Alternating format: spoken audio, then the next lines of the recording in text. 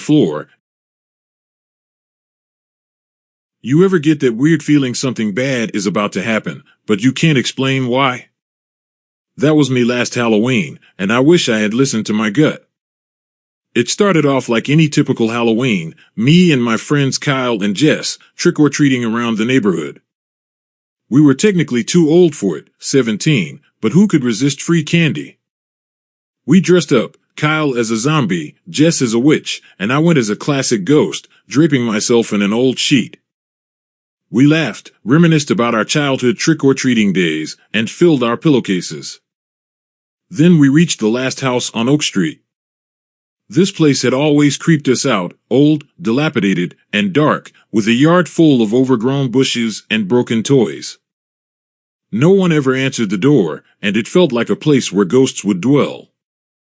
But tonight, the porch light was on. Kyle, ever the daredevil, dared us to knock. Jess hesitated, her eyes wide, but I figured it was just some weird old guy. I took a deep breath and knocked on the door.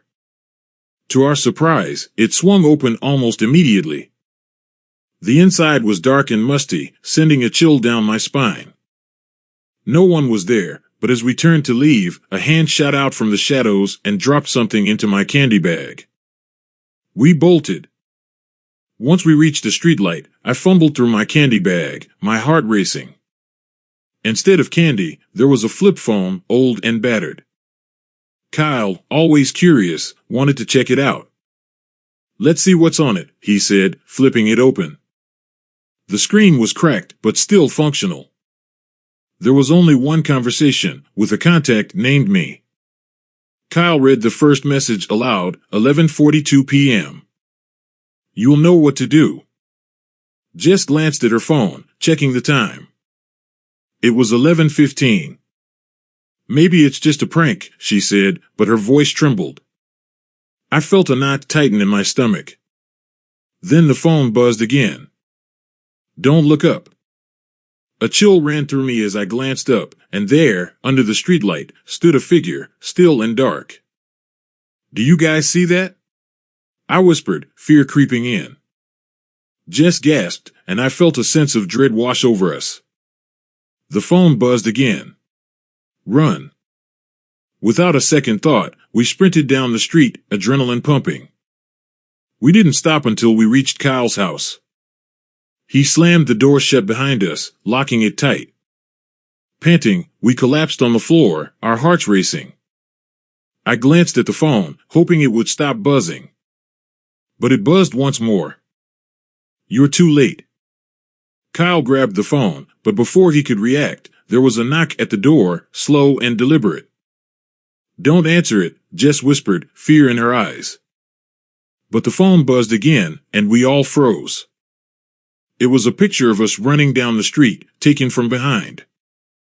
"How did it get that?" Kyle exclaimed, dropping the phone like it was on fire. The lights flickered ominously, and Jess screamed. The front door slammed open, the sound echoing through the house. I felt panic rising in my throat as the phone buzzed incessantly, drowning out our thoughts. Then, darkness. I woke up the next morning, groggy and disoriented. The front door was shut, the bat lay on the floor, and Kyle and Jess were nowhere to be found. I jumped up, searching for them, but their voices echoed in my mind like a haunting memory. Their parents said they never came home, and the police questioned me like I was hiding something. But I swear I'm telling the truth. The worst part? The phone still works. Every Halloween at 11:42 p.m., it buzzes with the same message. I'm coming back.